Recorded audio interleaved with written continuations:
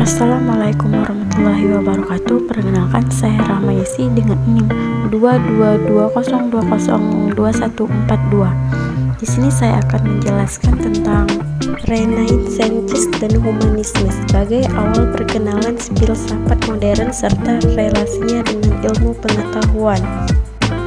Yang pertama, pengertian Renaissance Prancis yang berarti kebangkitan kembali, yang biasa digunakan untuk menunjukkan berbagai periode kebangkitan intelektual manusia yang terjadi di Eropa. Renaissance merupakan periode penemuan manusia dan dunia, bukan sekedar sebagai kebangkitan kembali yang merupakan permulaan kebangkitan modern.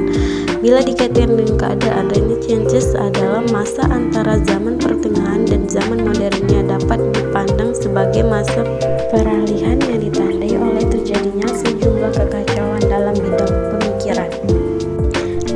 Latar belakang timbulnya Renaissance. Kondisi sosial. Saat itu kehidupan masyarakat Eropa sangat terkait pada doktrin gereja. Segala kegiatan kehidupan ditunjukkan untuk akhirat. B. Kondisi budaya. Terjadinya pembatasan kebebasan seni dalam arti bahwa seni hanya tentang tokoh-tokoh Injil dan kehebatan gereja. Semua kreasi seni ditunjukkan kepada kehidupan akhirat sehingga budaya tidak berkembang. C. Kondisi politik. Raja yang secara teoritis merupakan pusat kekuasaan politik dalam negara, kenyataannya hanya menjadi juru damai.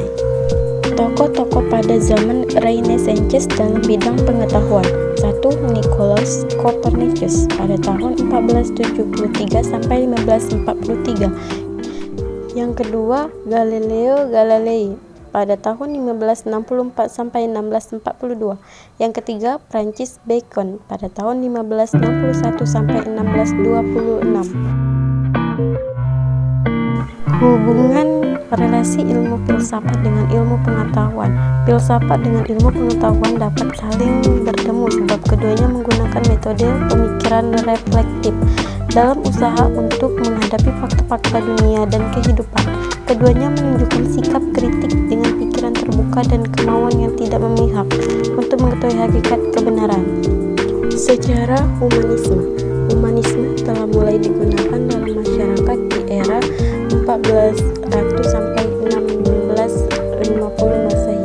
Meski begitu, istilah humanisme pertama kali tercatat digunakan pada lingkup akademis oleh Pragnell Niethammer di tahun 1808. Perkembangan Renaissance di Italia. Kebudayaan Renaissance di Italia berkembang karena perdagangan dan pelayaran setelah Perang Salib mengalami kemajuan pesat.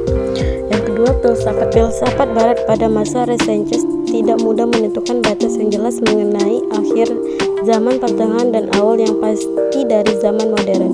Hal ini disebabkan perbedaan pandangan para ahli sejarah tentang peralihan zaman pertengahan ke zaman modern. Humanisme kemudian menjadi ajaran baru. Perkembangan humanisme menjadi ajaran berawal dari karya novelis Mary Ann Evans yang lebih dikenal dengan nama George Eliot. Karena Eliot bersama rekan-rekannya yang berasal dari penulis dan ahli teori sosial banyak dipengaruhi dari filsuf aliran positivisme. Augustus Comte mengajukan paham estetis yang berasal dari prinsip kemanusiaan.